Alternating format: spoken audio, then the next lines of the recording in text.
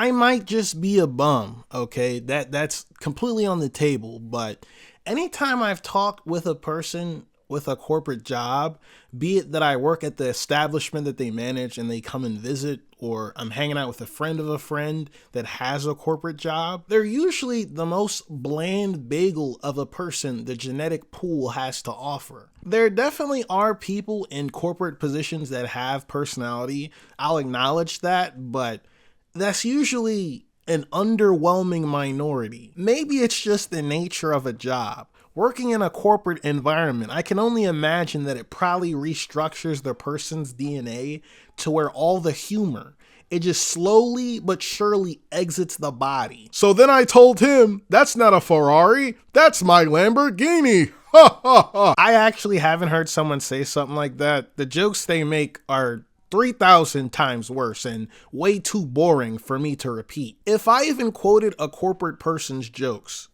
I'd probably lose all my subscribers. Now, this isn't from them, unsubscribing or anything like that. More of the joke being so bad that it dry up the neurons in a motherfucker's brain. It's okay to be a bum ass nigga as long as you got some sort of wealth in you. Maybe you don't got physical wealth like cash, but maybe you got some mental wealth. Not mental health, by the way, mental wealth. I'd rather hang out with the local homeless schizophrenic bum than ever be invited to a corporate nigga's house. Hey, why don't you come eat dinner with me and my family? Oh, sorry, dog. I'm gonna be smoking weed and panhandling with my friend Oscar at 5 p.m.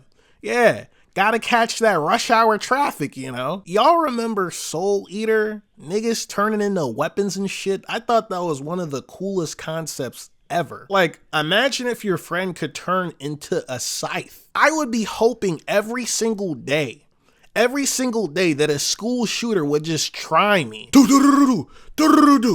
a minute. The fuck? Is that guy running towards me?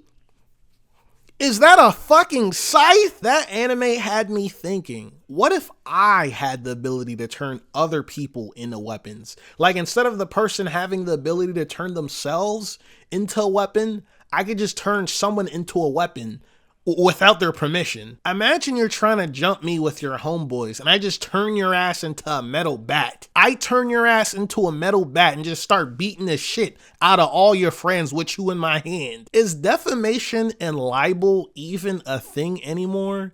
If it is, I really wonder how those tabloid magazines are still in business. Man, when I was a kid, I'd see some crazy ass shit on the cover of those magazines. And then when I actually checked out the situation, it was like, yeah, we hyped the shit out of something that we heard some random nigga on the street told us. And that must have been my friend Oscar, by the way. That shit will say something crazy like, former President Obama has diabetes, now has 10 days left to live. And it's just not true. It's not true at all. Like, how are these people still in business? To build a consumer base, you have to somewhat retain customers, have some sort of core audience. There's no way people are willingly getting baited every time they go to the grocery store. Rage bait as a word.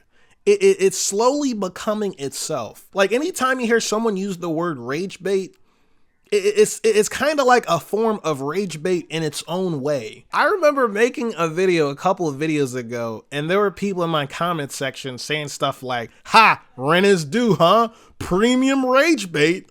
Why can't people just use their words? Instead of saying why I disagree with you, I'm going to use these buzzwords or buzz phrases instead because it requires less IQ points. Every time you use the word rage bait incorrectly, they should deduct 20 points from your credit score. Yeah, keep abusing that word. Keep abusing it. After a couple months, you ain't going to be able to rent an apartment, bitch.